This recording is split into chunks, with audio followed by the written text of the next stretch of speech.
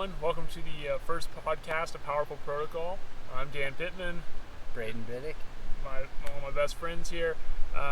Just a little background on us. We both started into real estate about 5-6 years ago. It was mid-20s. We quickly went into good six-figure incomes and, bought nice houses, have nice cars, growing families.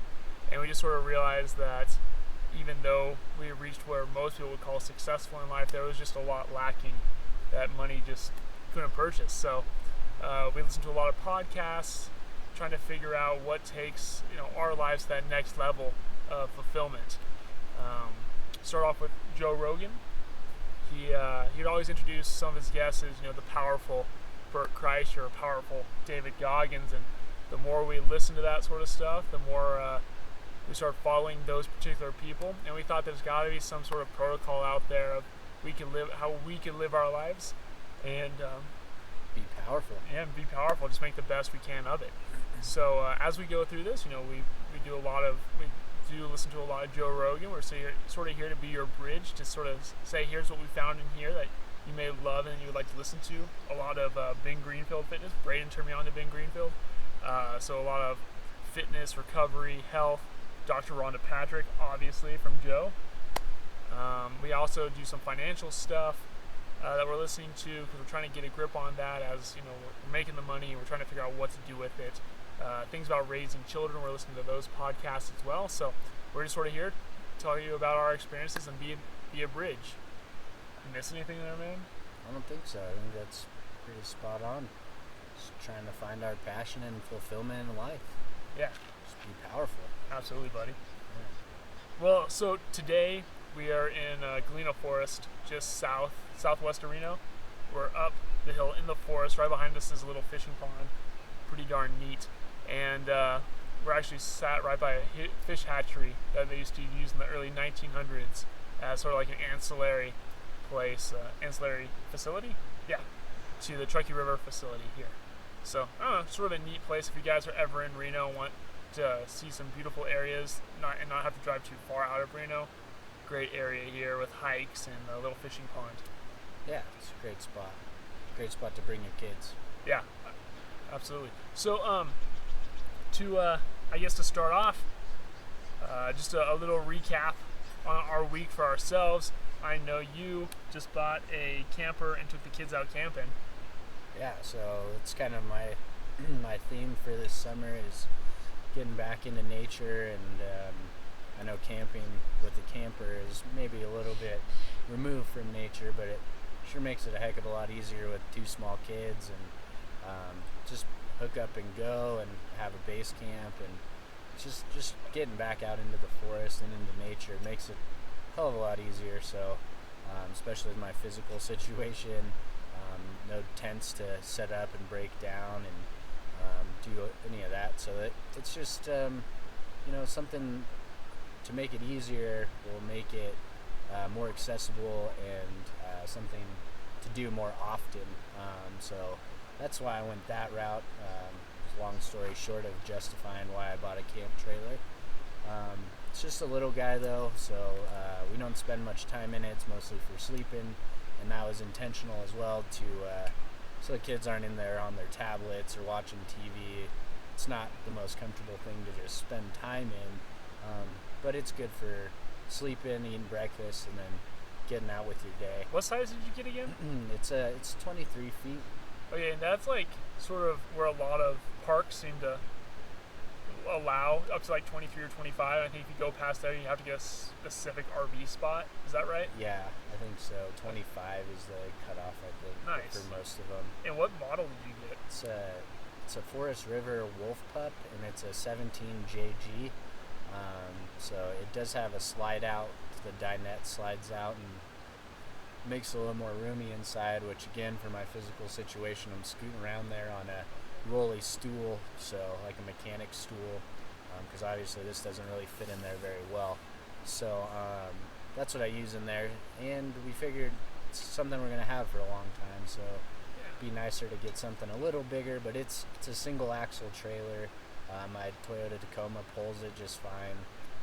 So again, it's on the smaller side for travel trailers, but it's super handy.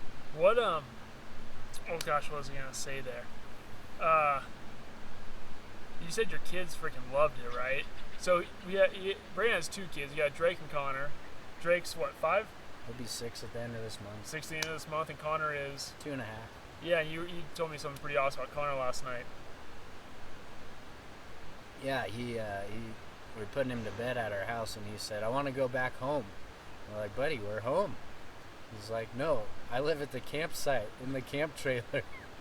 So it was pretty awesome that he just, 2.5, he was already like loving being out there, camping, playing in the dirt. He just loved sitting in the dirt, playing there. It's great. I think that's good for his microbiome. It's supposed to be, right? So yeah, they show that the more diverse environments you can be in, it creates a healthier microbiome, right? Yeah. Like microbiome turns over every 3 to 5 days, so constantly being out and experiencing new areas influences that, from my understanding. Yeah, and soap kills that stuff off. So getting dirty for a couple days, and I think it's good for young boys to be getting dirty. So young girls too. I don't have girls. Fun fact here: he's not gonna admit it. He wouldn't admit it freely to embarrass him, but Braden's a fucking beast. He goes camping, he goes fishing, canoeing. You have a kayak. He goes off-roading in his truck. He has a razor. He's just a beast. We've discussed it a ton of times together, and I'm sure throughout these podcasts we'll mention it more. But there are a lot of people that have been struck, with a situation or like an injury that leaves them with a difficulty to do stuff, and Braden just doesn't let that get in the way. Always out there doing something, just really inspirational guy. So I feel very blessed to be doing this with him. Hey, likewise, Dan. My injuries, I always tell people my injuries are a little bit more visible than most people's, but everyone's got their stuff, and mine's just easier to see. And I always try and push through it, and I'm still trying to live life and have a fulfilling life, and I want my boys to grow up and respect the struggle and know that it's part of life. Life's hard, and it is what you make of it. So you just gotta push through the tough stuff, and it makes that the more enjoyable stuff more enjoyable. So yeah, well, I think a powerful thing here that we're just talking about is part of the powerful protocol that we're trying to figure out, the things we can bring in daily. A lot of it's going to be really leveraging that time with family and experiences, and I feel like that's was the main driving factor behind that camping trailer. Yeah. So as we go through this, everything that we find that may be a good step forward, or a thing that we can do daily or monthly with our children to improve family life and quality, is stuff we're going to be focusing on. So that was awesome. On my end, I just did the Spartan race. No, that's not right. I did not just do a Spartan race. It's prepared. Yeah, my buddy Harland did one last year, and he invited me to do the Beast this September up in Squaw, and it's the championship up there. I started training the 1st or 2nd of June. I just started, so I went from running 0 miles a day, a ton of time on the couch, a kettlebell workout once or twice a week, and some yoga saying, "Oh, I'm trying to be powerful," to like getting out there and running every other day. And so I've gone from 0 miles. Yesterday was a 5.8 mile run through a trail. Pretty much decimated me, but I've learned all these sort of like these little tricks and stuff through either Ben Greenfield's forum, some of the articles he's read about how to prepare for this stuff, other running things, talking to runners in the area.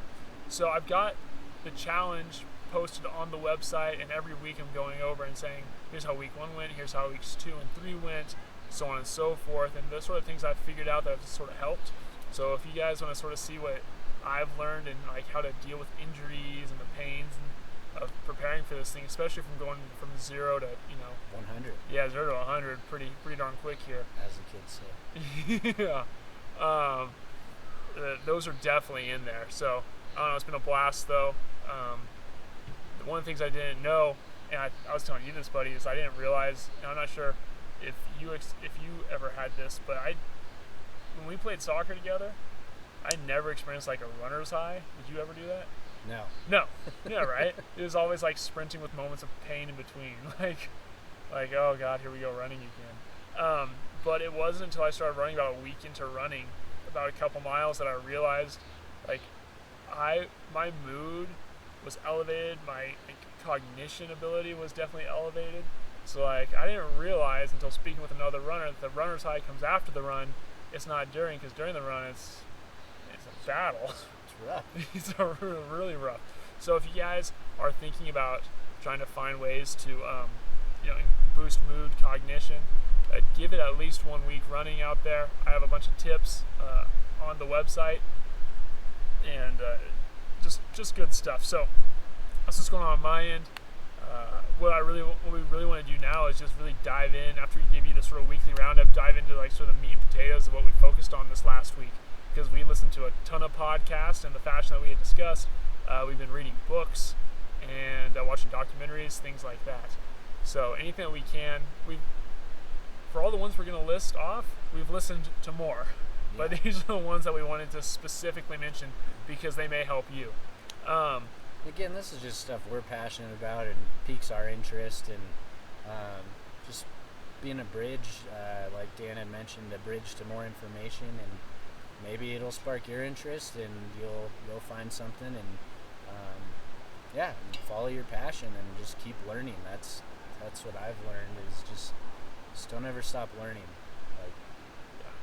Absolutely. I mean, I think that's one of the pillars, right? Just try to learn something every day as we come out with the protocol. Yeah. I guess it'd be a good time to mention, thank you guys so much for listening to us. As this is our first one, we're trying to play with the format, figure out what's going to work, and our goal is to study and just try to get better every week. So, thank you for being a part of this, especially on this first one here. Throw some comments down there. Let us know what you like, what you don't like. We're doing this for you guys, so let us know how we can improve or make it better for you, the listeners. So, yeah, every week we're going to try to find a place in nature that we like to go, or that we can go explore as just a new experience, and sort of take you along with us, so you can sort of get an idea what's going around here if you ever want to visit it, or maybe it inspires you to go out and explore somewhere new where you live. Okay, so I know we have a list of podcasts, but I guess it'd be easier to talk about the book because the book ties into multiple things. You recommended a book to me this past week, and I tried to start listening to it, but you were pretty excited about it. It was The Untethered Soul? Untethered Soul. So, okay. Put a link to it in our website. Yeah, absolutely, right? So, why was that one so, why did that one, connect so well with you? I don't know. I think it was just where I've been at mentally. Been trying to break through some, personal issues and just life stuff, and try and get some meaning and maybe some kind of explanation for, past emotional trauma, to help, make life better and more fulfilling. I think that everyone goes through things, and not to get all hippity-dippity or, a little woo-woo out there, but I think that it's good to maybe listen to some of these people or read some of these things that people have put out there about emotional trauma, how to work through them, maybe what they mean, so that you can grasp that, and then as situations come at you, maybe you can handle them better or differently, especially with young kids. The biggest goal for me is not to mess them up too badly. So, a lot of it's self-work, so I can help be a better father.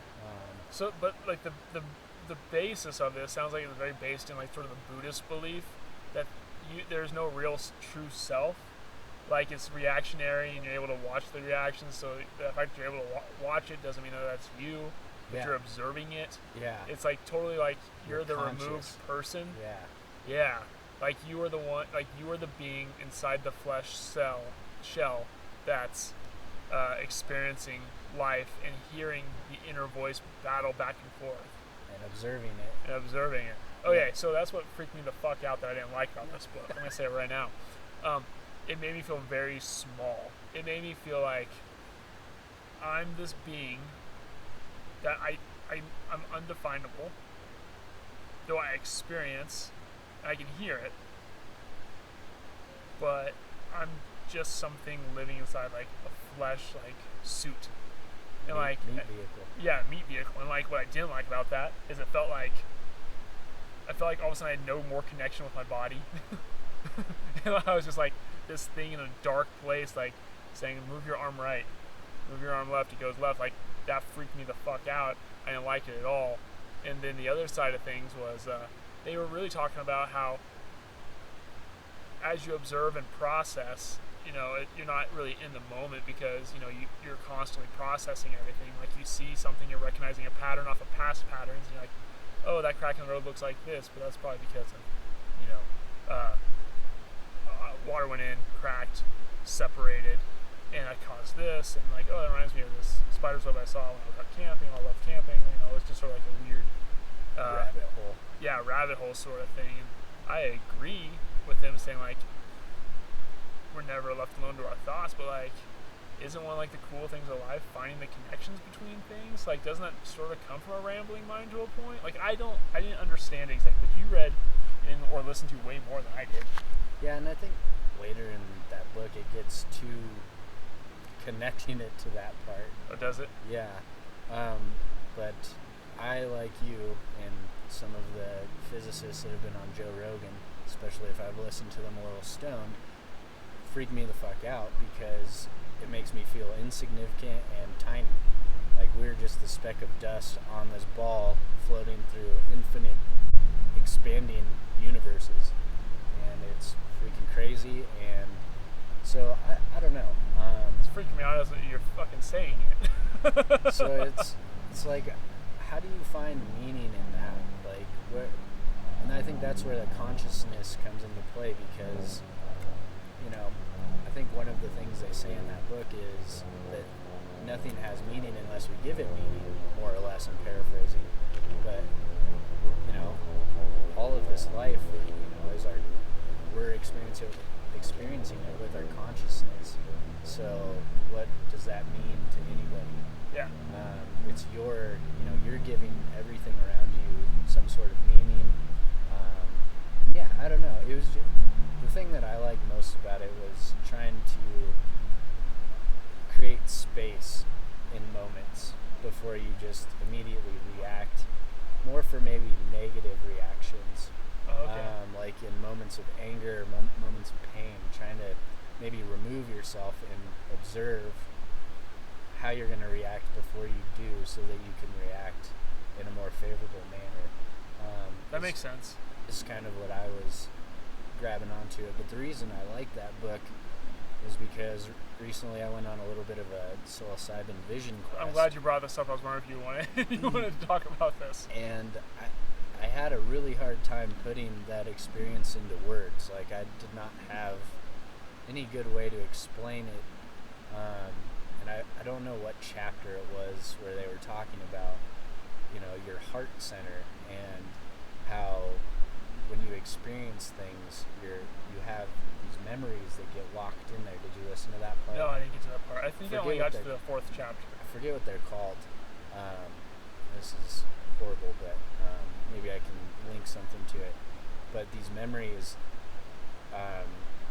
they are ingrained in you until you physically let them go. Oh. So it's just like a heart pattern. Man, I really wish I could remember. Well, I mean, I know they say they feel like when you have a broken heart, it's because there are neurons in your heart that sort of realize like the pain and like that sort of is causing that sort of feeling. Do you think it has something to do with that a little bit? Well, the more I learn about the body, it's pretty interesting because the heart is a huge, other than your brain, it probably has the most neurons in it. And you hear about the heart brain and the gut brain, and so I think there are, you follow your heart. You have memories, and your heart has the ability to remember and store emotions and kind of guide you through life. So if you have all these emotional traumas or things that are stuck in your heart, you got to let those go to move on and live a better life. And so when I was on my psilocybin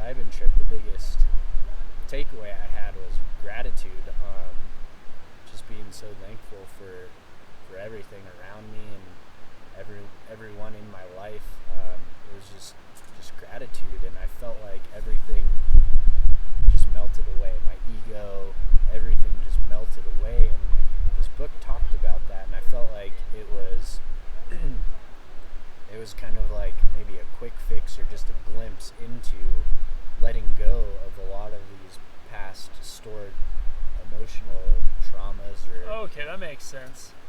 just experiences that maybe I've been holding on to. I felt them all melt away, and like I was more or less born again. But I feel like it was definitely a temporary thing, but it gave you a glimpse into what that's like. Yeah. So it made me want to maybe work more towards that. And that book talks about it. And one of the example they use is, the guy, your girlfriend is driving in a blue Mustang, and you look over and you see what might be her hugging another guy in her car. So then you see another blue Mustang drive down the road, and you get worked up. Yeah. You get these feelings from that previous experience. It might even be years down the road. Every time you see a blue Mustang, might not even be with that girlfriend anymore. But you get these feelings, and your heart starts to race, and you get hot and sweaty, and it's all from this one previous experience. And the more you resist that, the more it's going to persist. So you open it, you let it happen, you let it go through you. You don't block your heart chakra, you let everything pass through you. You experience that pain, and that's the only way you can move through it and past it. That makes sense. So my psilocybin trip, I felt like everything was flowing through me and out of me. I felt no heart blockage in my. Yeah. I don't know how to explain it better than that. Other than the fact that you've also been in like a fucking awesome mood since then too. Yeah, and but yeah, just so grateful, and that was my biggest takeaway from that. And I'm not here to say it was the easiest experience or anything like that, but I'm definitely grateful for it. And there were parts of your experience that were pretty funny, right? Yeah. I mean, so let me just check something real quick. Maybe that's the best way to do it. Yeah. So you and your buddy got up to Sardines Lake, and you guys, he wanted to go on a mountain bike ride. He's a beast. He does Xterra races. yeah, And then so he got back to the camp a little bit late. You guys brewed some mushroom tea and went on a journey. went on a journey. And then he's like a world-class percussionist as well. Oh yeah. So that was pretty awesome. He broke out this drum and was playing some drums, and just made the experience really cool. Then I was not feeling so well, and I went over to the ice chest to grab a water, and out of nowhere I started hearing this amazing flute sound. And I thought it was in my head, and I turned around, and all of a sudden the drum was on the ground, and he was just going to town on this flute, and I was like, where did this even come from? Didn't know he even brought that. It's like a wizard of sound. Wizard of sound. That's awesome. And it was pretty interesting because I felt like I could, especially with the drum, I could see the notes. And I'm not a musically inclined guy, so that was interesting to me. That's awesome. That's way cool. For 4 weeks now, I've been trying to get a hold of psilocybin because I'm not someone who does well with pot or anything like that. I can't even drink anymore because I get headaches every time I do.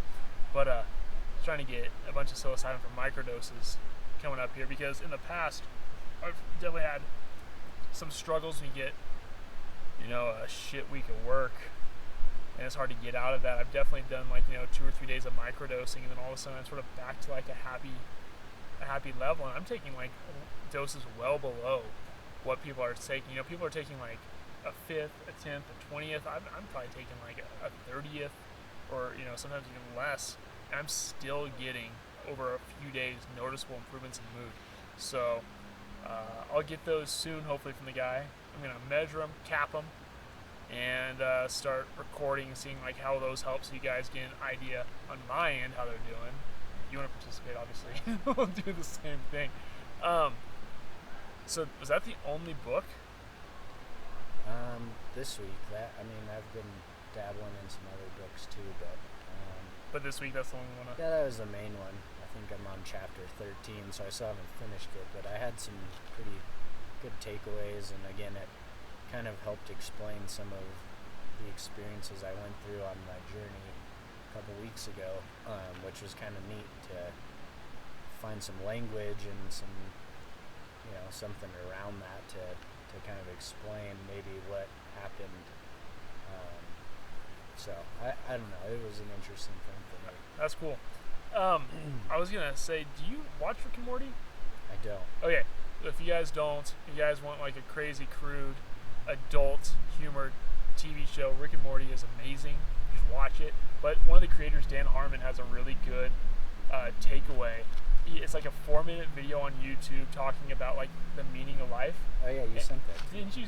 Okay, so if you guys haven't seen it, like that's way cool because it does like this huge outward blowout of like we are this little speck of dust like blowing amongst infinity, and the real truth is nothing really does matter. Well, like while that is true, it doesn't help us by anything. So if you start to take away and forget that whole picture and you're just focusing on you and your life, like that does become the center of the universe because that's your world and everything around that matters. I thought that was really heavy.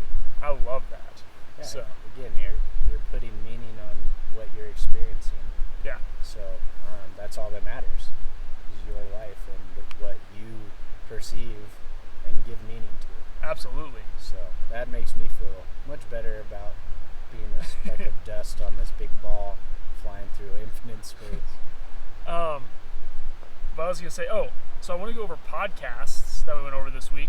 I sent you a list of all the ones that I want to discuss. Do you have ones you want to discuss? I think they're all on there. Okay, do you want to bring that out so you can, because obviously mine are on my phone. Jeez, damn. Sorry, buddy. Let's see, where were they? So what's that first one? The first one at the bottom? Top. Okay, because I feel like this is in chronological order from when I listened to it. Maybe. Yeah, I mean that's a possibility. Dave Ramsey, jump into it. Oh, Dave Ramsey. So which one was this? This was 10,522 with Chris Hogan. Okay. 10,500. So if you guys have better financial podcasts that we should be listening to, please let us know.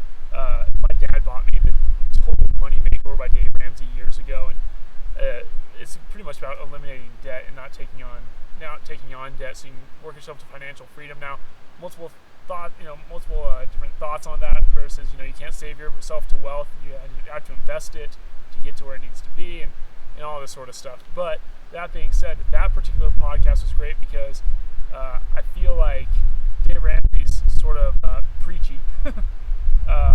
He's just not someone culty. Yeah, he is. And I didn't really care for it. Chris Hogan seemed much more Tony Robbins-esque when I heard him. I was like, well, sounds like he's talking with a smile. Sounds like his teeth are probably as big as his face if he's like Tony Robbins. They're fucking huge.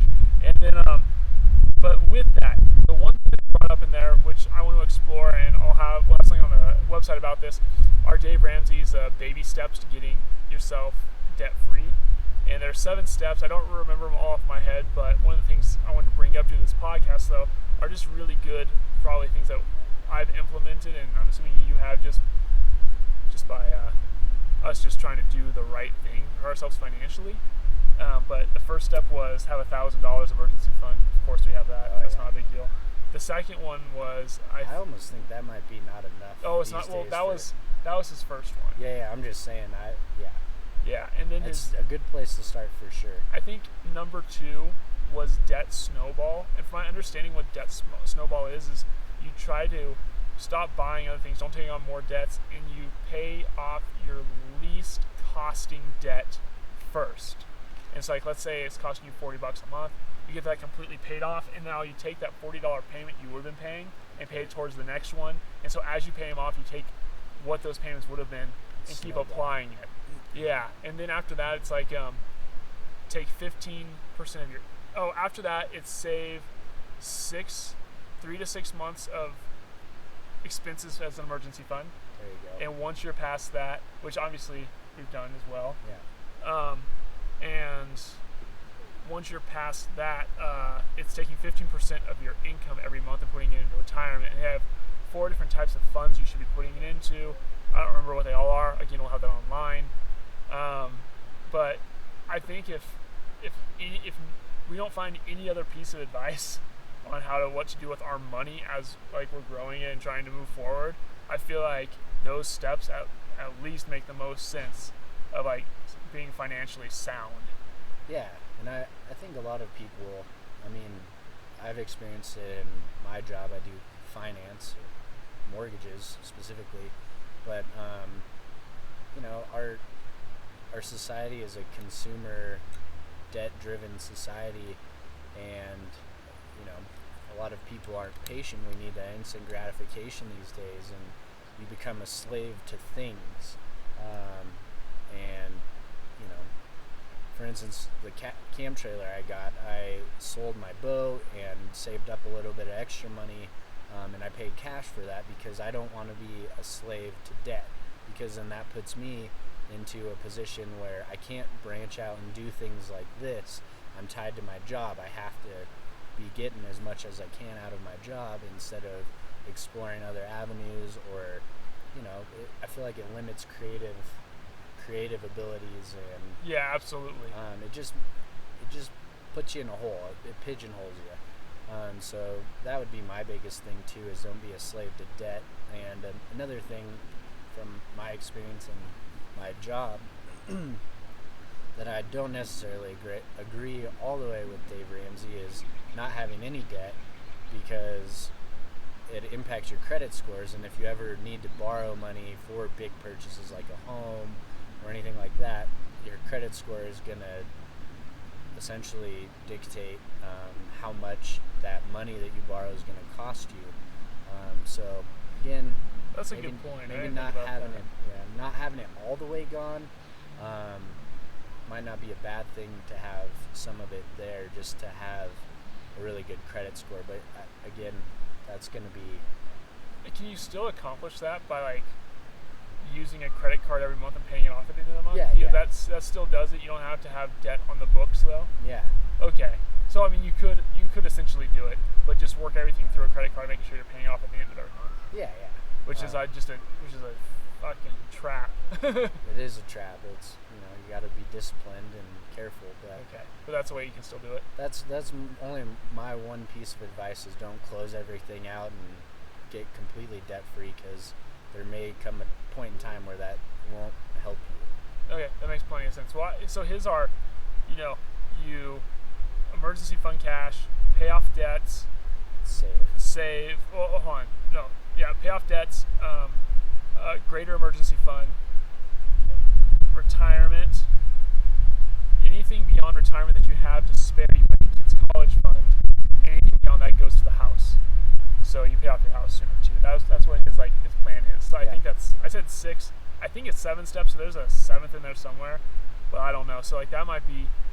Just take a look at Dave Ramsey's 7 baby steps if you're looking for something to do financially, get out of debt. At least it seems responsible. Yeah. So we're gonna really try to find more podcasts to listen to on that, because we have no idea who to listen to, and we don't want to just give our money to a broker who's going to take, by the end of it, it's they take 10 years of retirement off you, by the end, because of compound interest, and then earning 1% every time. Yeah. Okay. Do you have another? What's the next one on there? Next one. Ben Greenfield, 1065 with Andrew Whale. Green tea, psilocybin, breathwork. Okay, so did you listen to that one? I didn't listen to that one. So Andrew Wheel is a naturopathic doctor, I want to say. He went to med school and then went to a different direction with it. I don't know. All I know is there are a lot of interesting things they said there. Psilocybin was one that he thought he still microdoses, I think, and to keep him enlightened. So we've talked about that. Well, Tim Ferriss has a really good part on microdosing in Tools for Titans is his book. That book's written as not a front to back page read. It's if you have an interest or a question, you sort of look up where it is in the book and just go to it. It's like a quick reference. But then he also was talking about matcha green tea and how pretty much he substituted all of his coffee for that, because all the effects of green tea, which is supposed to be great for you, right? And I've got another podcast we'll link to it regarding green tea with Ben Greenfield, and it's just him himself. And then matcha, which apparently Is it just more of the leaf of the green tea? Oh, it's the whole. I think it's the whole leaf and stem, right? Yeah, it's the plant. Yeah, it's the plant itself. And basically, it sounds like that is you get more L-theanine. L-theanine is supposed to be a lead nootropic for like calm and focus, and a lot of people will pair that nootropic with caffeine, and that's supposed to be like a great bolster to like take on the day. And I think matcha just does it naturally. Yeah. So it's supposed to be less jittery and a more even and longer lasting buzz, I guess. Oh, okay. Or like without the anxiety and stuff, yeah, right? Yeah. Like my sister, she has a lot of anxiety issues, so she doesn't drink coffee anymore. She drinks matcha. I think she gets hers. She drinks matcha, and then she also uses some Four Sigmatic elixirs. Oh, okay. Some of the mushroom elixirs? Of other stuff. But, yeah, I've been drinking a little bit of matcha as well, and I've got mine through On It. Theirs has a bunch of other stuff in it, like cinnamon, ginger, turmeric. The reviews on that are pretty funny. Some of them say it tastes like baby throw up and stuff like that. It's pretty good. That's the first one I've tried and the only one I've really tried, so I don't have much to compare it to. But I think it's pretty good. Nice. Andrew Weil has a website. I think it's like matcha.com or something, and apparently he supplies like high grade matcha. Yeah. It's like $150 for like the whole setup at first. I think it comes with a strainer, some sort of spinner. I don't know. But all this stuff. Yeah, we went to Whole Foods. We got Lindsay like a nice thing of matcha, but it might not be the same quality as this, to see if she wanted to get into that, if it worked for her, and she liked it right off the bat. Yeah, it's good. I like it. I'm just been a coffee drinker forever, so I'm more partial to the coffee, but I like breaking it up with some matcha. It's a good substitute for sure. So it's possible then, I mean, it would be possible that as we build this protocol, that maybe part of it is maybe not replacing coffee, but using, because if it's being used by others as a nootropic stack, as caffeine and L-theanine, you're getting both from matcha, yeah, that might be like something to move towards. Yeah, move towards in the mornings, because that might help you, cognitively. Yeah, and another thing I've been thinking of, which Ben Greenfield talks about quite a bit, is he's a huge coffee drinker. He mixes in a couple of days a week, I think 3 days a week, of decaf coffee, so he doesn't get the adrenal fatigue. Yeah, I'm not brave enough to try that yet. I'm just dealing with the adrenal fatigue, pounding lots of coffee and matcha. Yeah. Okay. Well, awesome. What about okay, well, I think if you guys want to listen to it, that one's cool. You can get matcha through Andrew Weil. It was a neat one to listen to. You can tell the guy loves what he does. Sort of naturopathic about everything.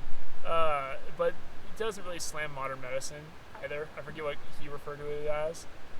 Anthropologic. I don't remember. But that's a neat one. What's the next one on our list? Next one.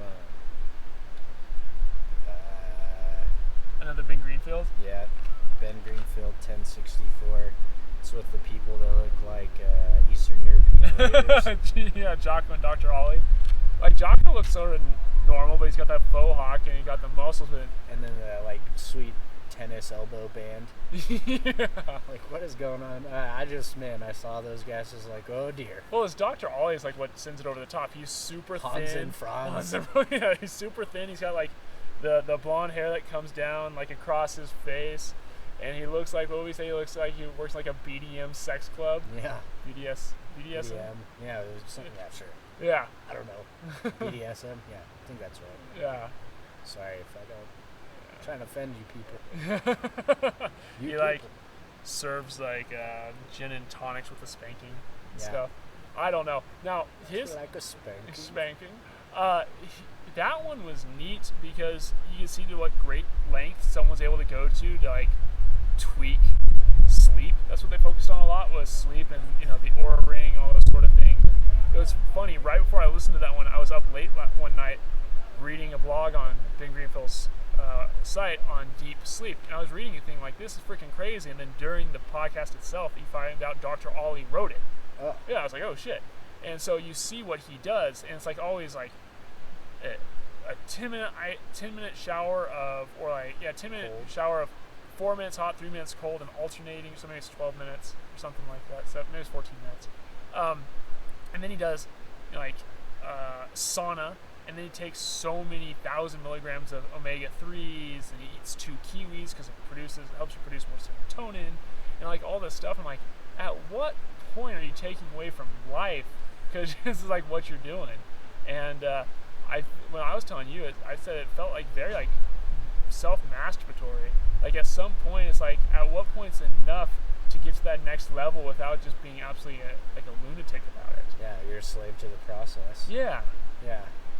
Like half that time you could probably spend with your wife or your kids, and that's probably at the end of the day, those good experiences might help you extend your life a little bit more, find more meaning and fulfillment.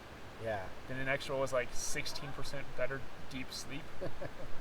Which, again, sleep hygiene's probably number one, and that's just going to help you all around recovery, mental cognition, mood. That helps everything, right? They say that like if you were to like go, I think of most important to least important with like health, really sleep is number one, and that's like a minimum 7 to 8, and then after that it's nutrition, then after that it's exercise, I believe. Yeah. So, what was that Kyle Kingsbury one that we listened to? Right? He was talking to the sleep expert? I don't remember. I listened to so many of them. Well, one of the parts about that, I guess, is relating to sleep, and Brandon and I talked about this, was while we try a bunch of all the different supplements and nootropics and all this stuff, and we have varying degrees of success and failures on them. One of the most important things he said, which makes me look at all these things differently now, is that he said sleep is the best nootropic you can get. Yeah, that was the Kyle Kingsbury one. I can't remember the gentleman he had on there, but yeah, that one's really good. So it made me start realizing, like, while we're listening to this stuff, trying to figure out what is practical, can be used daily to enhance life, rather than like just constantly going like, seeing how much more D3 I can get in my body before I go to sleep. Like, I don't know. At some point, you're spending a ton of money.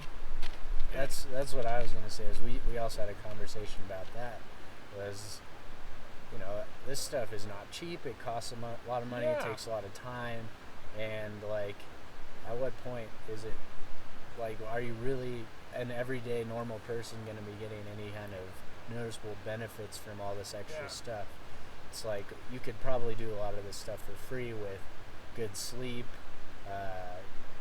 breath work, meditation. Oh, and just a good nutrition program, like just eating good whole foods and cutting out processed shit and sugar.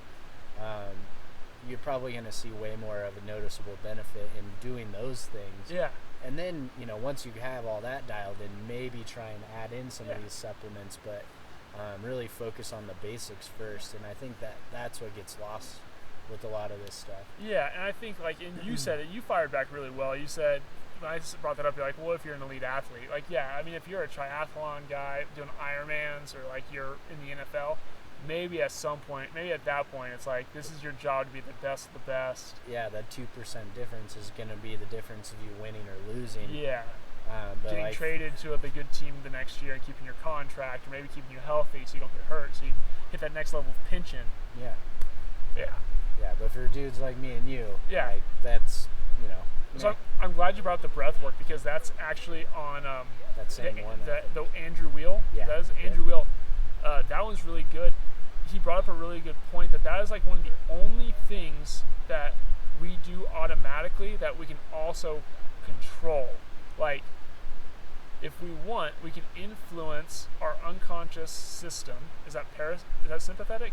Parasympathetic system on purpose. So they said one of the most powerful things you can do is probably like 5 minutes a day, and he called it a 4-7-8 breath work, I believe. Yeah. It was 4 seconds in, 7 second hold, 8 seconds out. He does that 5 minutes twice a day, and he said he's seen a big difference in his life. So if we're looking at like a protocol of how to get, change your life without having to spend much money, it could be waking up, having the matcha green tea, because you're already getting the nootropic factors.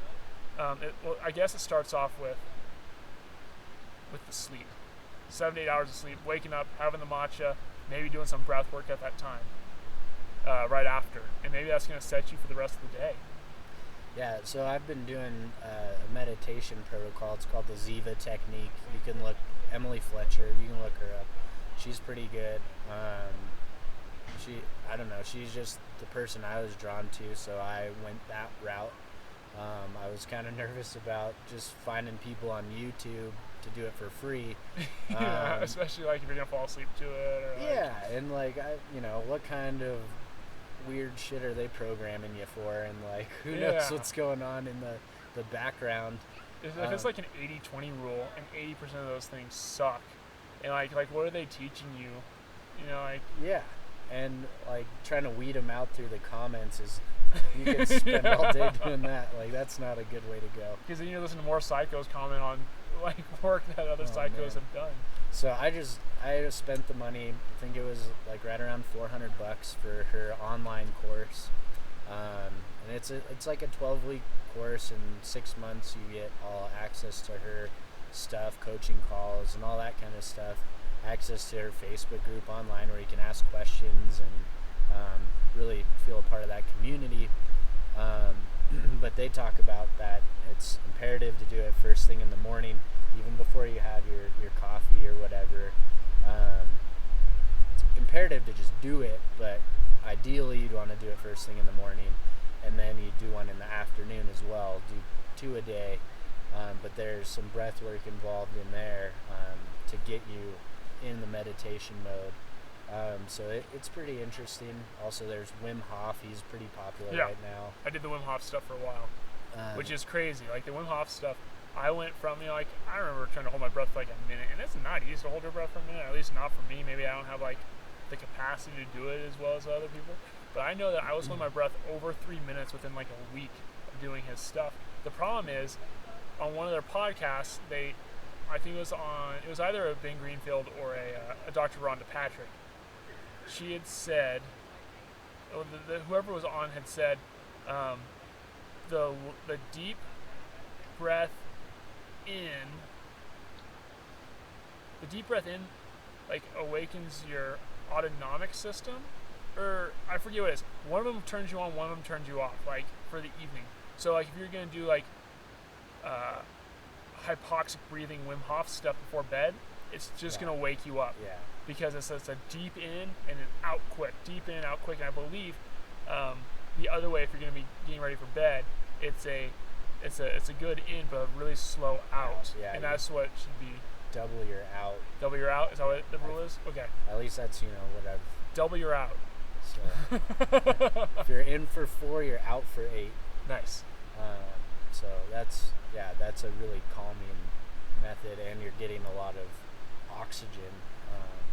So I think that's huge. Breath work is something that I think a lot of people should probably focus on. I know there's a ton of ants. Yeah. But yeah, I think breath work is, as Wim would say, just fucking breathe. Yeah. And I was reading some stuff about, we're built to breathe in through our nose, and it helps with, nitric oxide intake and all this other stuff. And I don't know, I've been kind of a mouth breather for a long time, so Same here.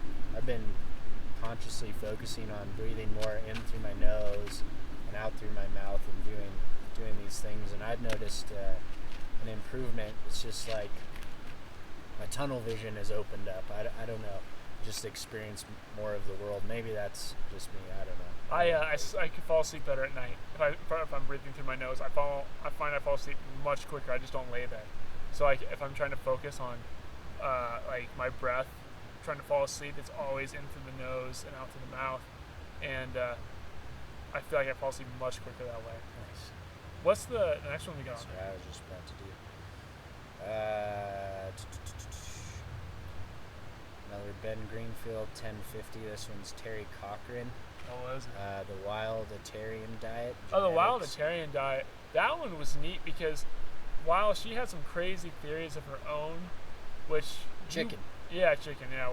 Well, she really brought up the importance of genetics, and as you decide to plan your meals, because apparently, like we might want to be eating stuff with a bunch of sulforaphane. So like if we're going for like broccoli sprouts, broccoli, cauliflower, Brussels sprouts, things like that.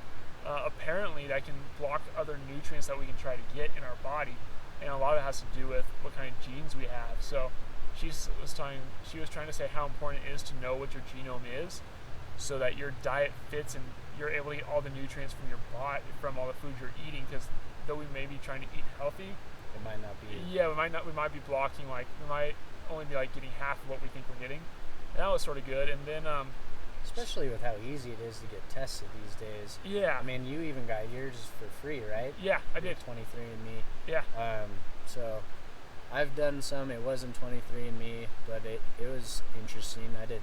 You did the telomere one, didn't you? Yeah, which there's, some back and forth on their testing of.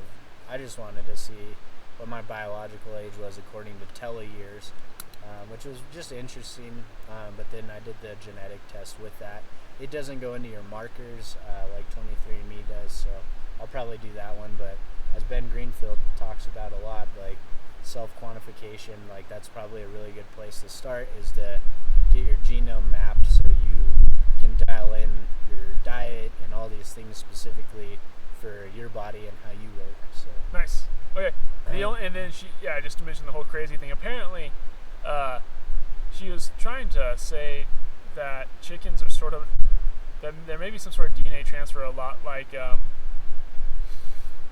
sunflowers, because apparently sunflowers will turn to each other, and there'll be some sort of transference of DNA that takes place as they turn to each other. I don't know if it's like a cross-pollination thing or whatever, but that does happen. So you will see sunflowers turn to each other, and she thought the same thing was happening with chickens, where it's possible where maybe chickens are sharing DNA by just like being with like near one another, because there's something that's happening where apparently the amyloid plaque beta that gets cleared through our brains when we sleep, which I think that Alzheimer's is the brain's inability to clear away the amyloid plaques. Well, apparently amyloid plaque helps us in some level, and then it gets cleared away at night, I believe. But apparently all of this sort of farm meat is much more dense in amyloid plaque. So like, unless we're getting like wild meat, we're eating a ton more amyloid plaque, which could be leading to higher levels of Alzheimer's and sort of mental illness. So something to consider. But it was really funny. If you guys listen to it, you'll hear Ben Greenfield when she mentions that she thinks chickens transfer DNA to each other like through squawking or whatever. He's like, okay, well that's just a theory, right? And she goes, yeah, and then he just moves right on. That's great.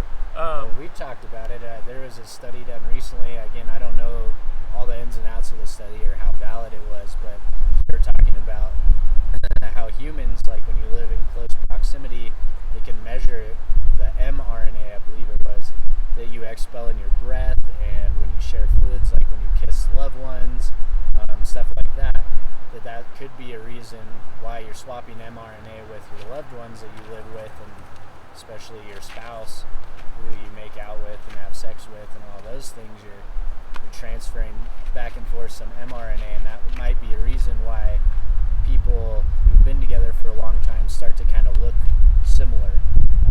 Or like how adopted children start looking like their parents. Yeah, I don't know if the study talked about that, but that's the rabbit hole they were exploring, is why do people that have been together for so long, as they get older, kind of start sharing the same physical features, and there might be some swap of some kind of RNA or mRNA in there. That's pretty sweet. So pretty interesting. What else we got? Next one is a Ben Greenfield 1059, 16 reasons. Oh gosh, yeah, I don't remember any of these. But if you guys want to know why maybe you or someone you know is having a hard time losing weight, he goes into like some really key things that maybe most people wouldn't pay attention to, or things to keep in mind as you attempt to lose weight. And I don't know, it's maybe an hour podcast, but he hits it hard. And I think I walked away with some good information. I don't have too many issues losing weight. I just eat well. I'm always at a deficit, but I always try to stay more on that paleo end of things. And as of right now, I don't have any issues. So if you guys want, that's a great one, just about fat loss. Next one's BGF, Ben Greenfield. Another Ben Greenfield. 1055. This one's with Robert Slovak. I didn't listen to this one, but the water guy. Water filtration in the Kington water. Okay, so just if you guys are looking for something that has a natural set of electrolytes in it, apparently Quinton water was, I think, out of Brazil or something like that. Dr. Robert Slovak came up with a lot of the reverse osmosis processes under people's sinks, things like that. He was an astronomic and aeronautics engineer, if I understand it. He got really tired of it and went into water with his brother, who was also, I think, had the same degrees. Um, and while they went in and filtrating water and stuff, I think he was in Brazil hiking. He got super sick, and the only thing, he was gonna be like a day or two away from a doctor. He wasn't sure if he was gonna make it or if he would have the strength to get there. So they he was given some of this seawater. He took 6 vials of it, and by like that evening he felt amazing. He's like, "What is this?" And it turned out to be a type of water from under a plankton bloom. And he started looking at it, has all these nutrients in it, blah blah blah, and it made him feel amazing. So I tried it. It's like $45 for half a month's supply. It's pretty high.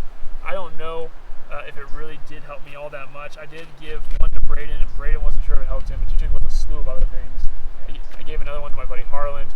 He said it had no effect at all, so it's very possible it has 0 effect for some people. I thought I felt great on it, but I don't remember. The only thing that I was thinking of is, we have all of these supplements for electrolytes and stuff, and it reminds me of sort of like the breast milk versus formula sort of thing. Like formula is supposed to be better because we have science to take all these things and put it in there, and it'll be better for the baby. And they've just come to find out that we can't replicate breast milk near as well and have all the nutrients that breast milk has. So it made me wonder if this is a great source of electrolytes, if it's going to be better for you than dumping like an electrolyte pack in a water bottle or something, because it's like a natural source, and maybe there are things in there that they work synergistically and we just don't replicate as well, I think there's definitely something to that. I mean, I felt good when I took mine, but like you said, I couldn't pinpoint it down to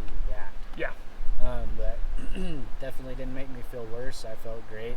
It was hard to choke down kind of for me, just because it was pretty salty. Salt water, yeah. But it was not a whole lot, so you can get it down, choke it down quick. It's just a small load. Yeah, just a small load right into your gullet. So it was good. I thought it was good. Yeah, so if you guys are looking that up, it looks like Quinton. It's Quinton, Quinton water. Quinton, yeah. It's like I never know if I'm pronouncing that right. That's how Slovak did. Well then he's the expert. The next one's the JRE 1309 with Naval Ravikant. Oh yeah, we both love the Naval one. Yeah, that guy's a super interesting fella. I think he has a pretty good life philosophy, and he's a VC or angel investor over in the Bay Area, and obviously he does very well financially. So he focuses now on I think his personal life, and so he gives you some wealth building tips, which is sort of neat. His sort of views on life, and one of the ones that I liked is he spends a lot of time.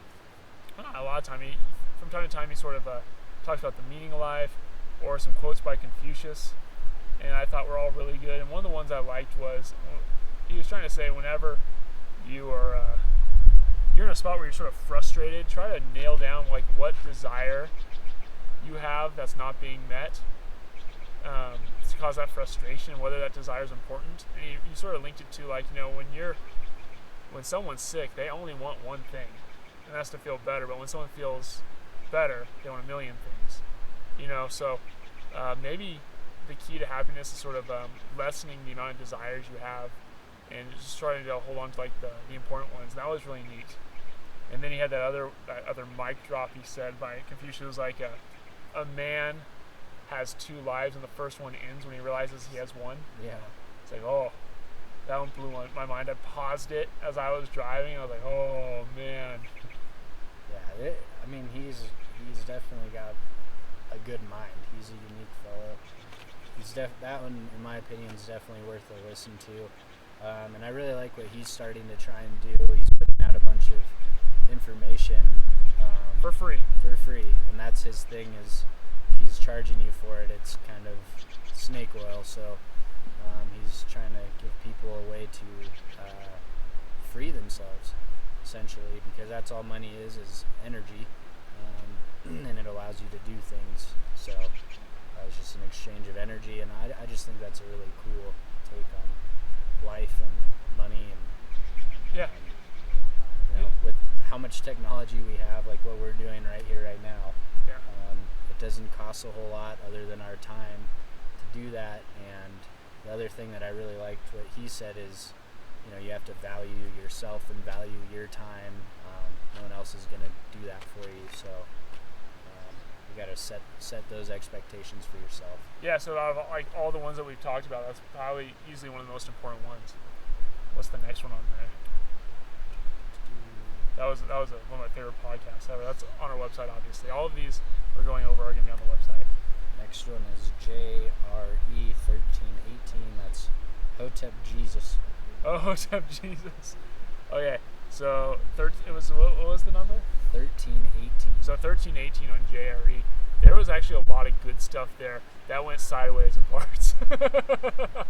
Yeah, I found a Reddit thread on that specific one, and it was pretty interesting to read the comments on there.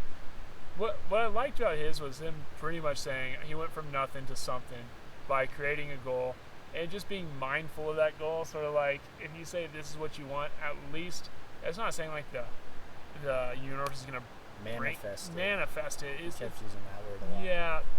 Well, I think it was a lot of like, if you know what it is and you're thinking about it, you see the opportunity and other things around you that can help get you to that goal. So if you don't name it, it's hard to really understand like what you should be paying attention to, or the opportunities that are always around you. Well, and I think he said an important thing there is when you're manifesting it, you're not just wishing it into existence.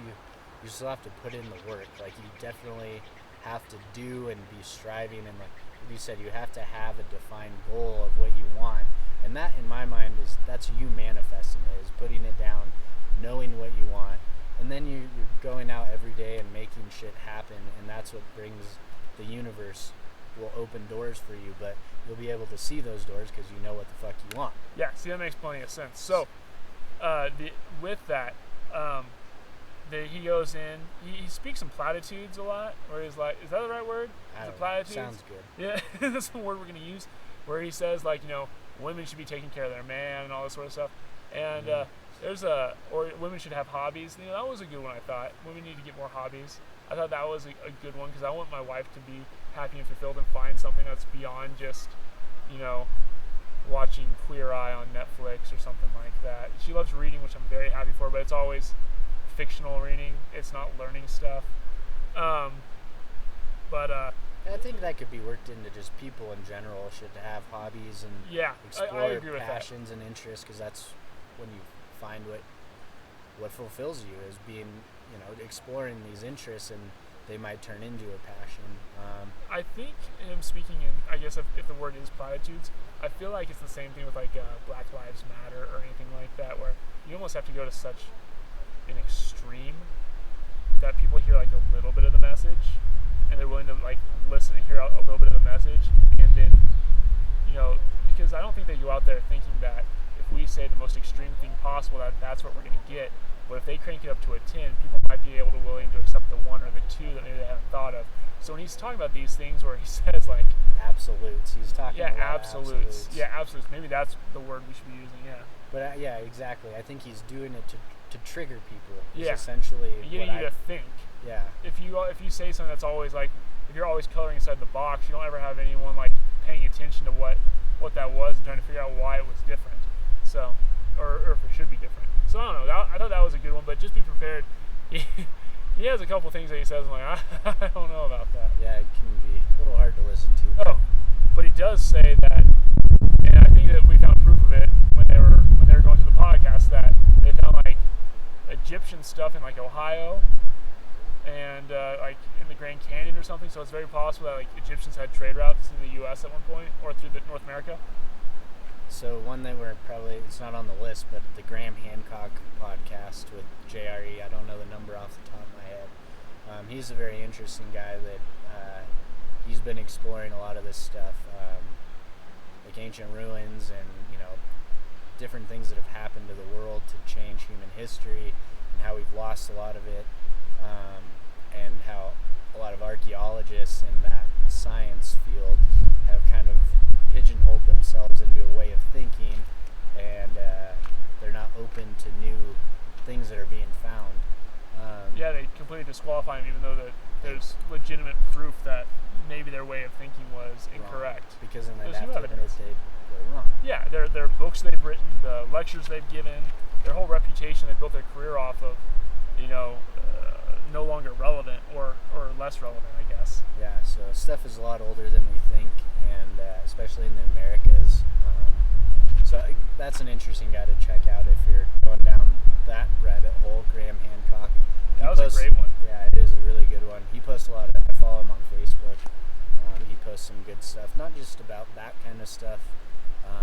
Like he posted something about how Illinois is changing like 800,000 criminal pot convictions on people because it's being decriminalized, and so they're going back and making that right for the people that had criminal weed convictions. So yeah, he went into something about that. It was pretty interesting. So he's not just a one-faceted guy about archaeology and that kind of stuff, but he's also an investigative journalist, so he kind of comes at it from that point of view, and he's taken some pretty harsh criticisms over the last 30 years or so about what he's written. He's written like 7 or 8 books, I think, over that period of time about how archaeology's got it wrong.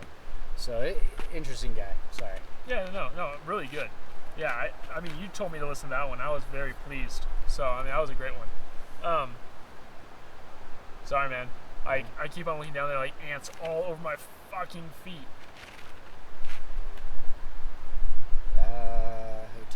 Jesus. Duncan Trussell. I didn't listen to that Duncan Trussell, that's just a fun one, you guys. You know, him and Joe when they get together. I think Joe's dressed up in like a NASA suit. He looks... I saw for a second, I think Duncan dressed up in like a ghillie suit or something, and they're just high as hell going back and forth. And, you know, the best part about Duncan Trussell is he's always bringing up some ridiculous shit he's into and like some theory. And you get to...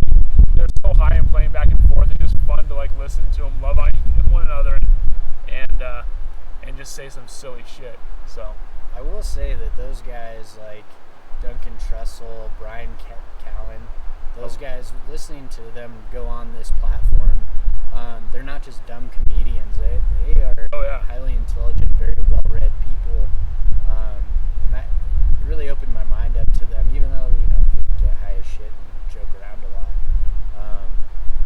it's fun, but really impressed me, especially Brian Callen. Brian Callen, yeah, I love listening to that guy. Anytime. Apparently has a degree in history, so he's a super smart guy. He's put in a lot of work. Next one on the list is Bob Lazar. That's JRE 1315. You just wanted to... You and I both listened to that one. We both watched the documentary. So apparently aliens are fucking real. And I saw something interesting the other day when I was reading through comments on this. Somebody posted the U.S. government applied for a patent for an anti-gravity machine, and that they talk about some of those alien technology. Bob Lazar, if you don't know him, he came out in the 80s? In the 80s, late 80s, I think it was. He was a rocket scientist, and he got hooked up with some private contractor company and taken out to Area 51 to do some work on trying to reverse engineer. This is all according to him. Reverse engineer alien technology that we had. Again, his best guesstimation is that it's super old. It's from archaeological digs. His best guesstimation.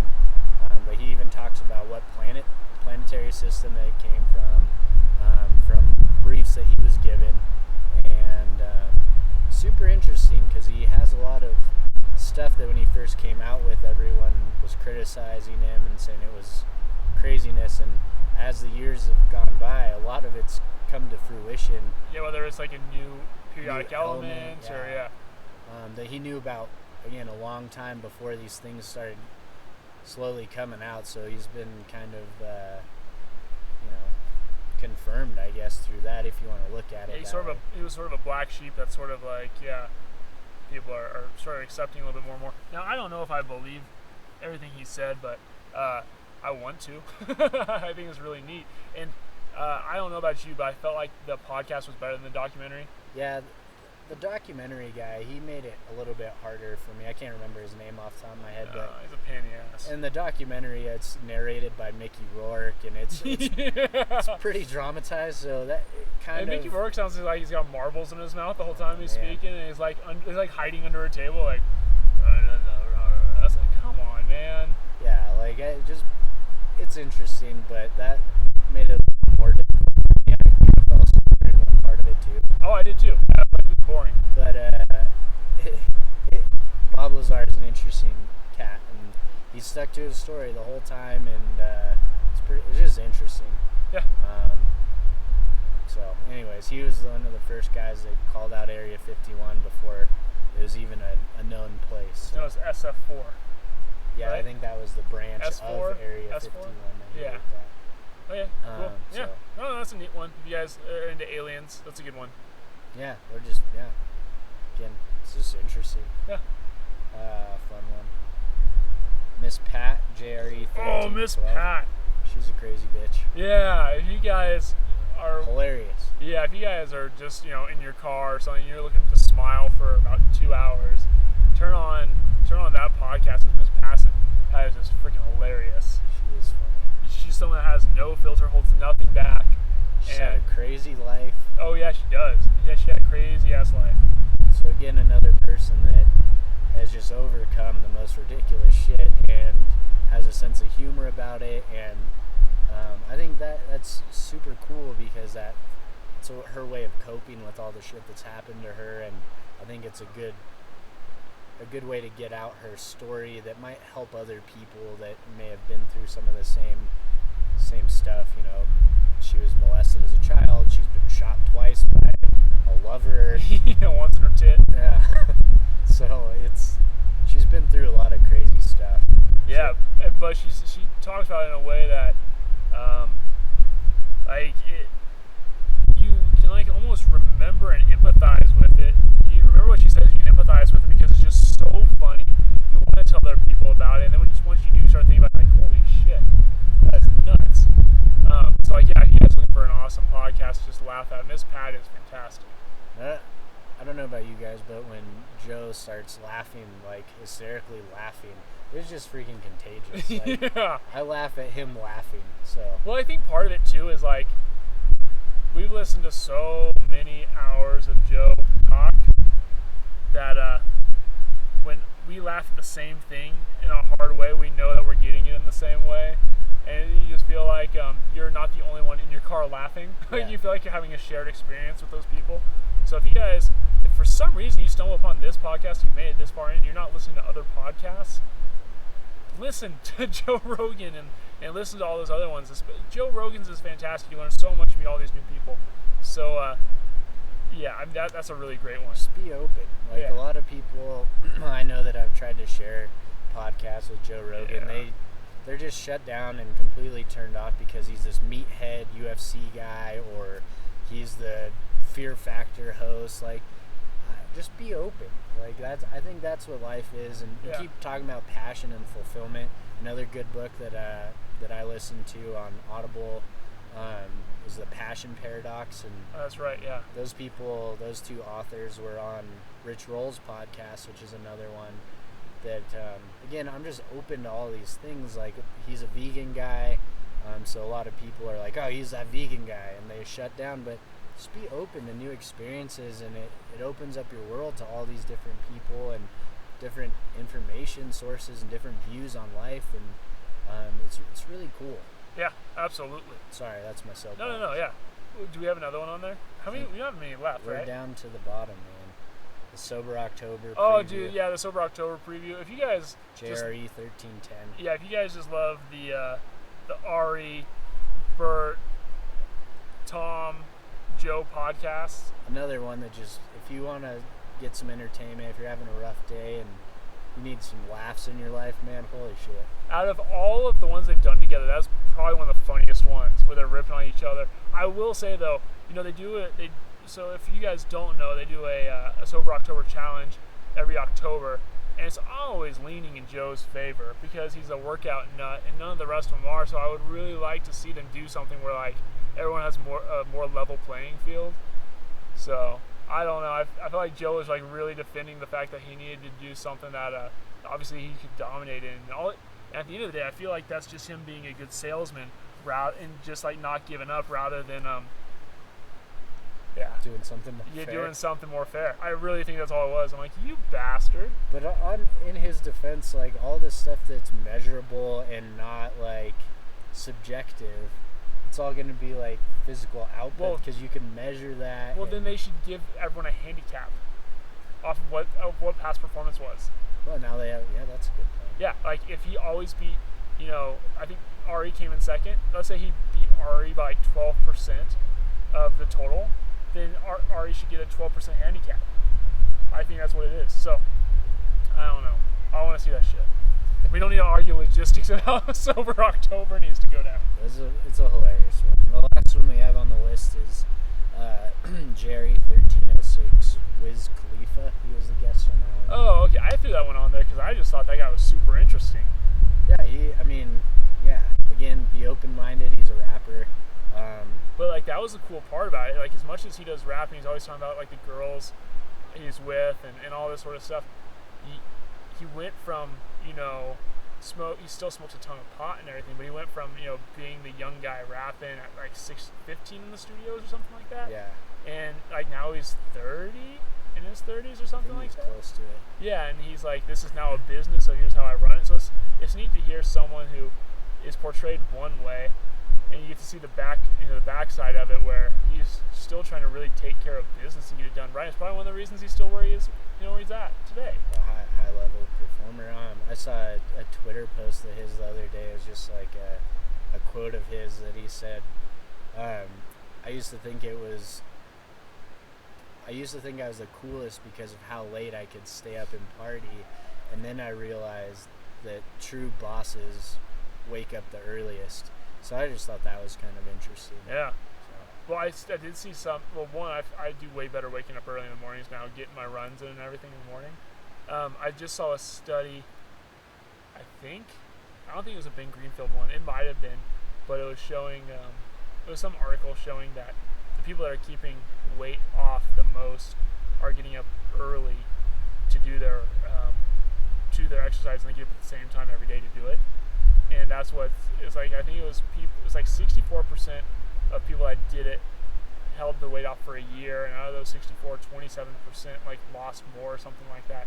So like being able to get up early in the morning. So quick hack to getting up early is setting your bedtime. Oh yeah. I will say that's a quick tip.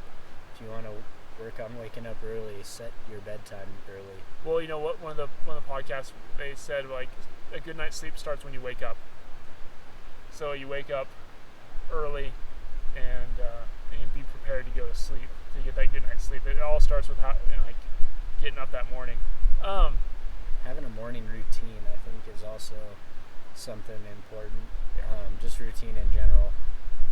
Yeah.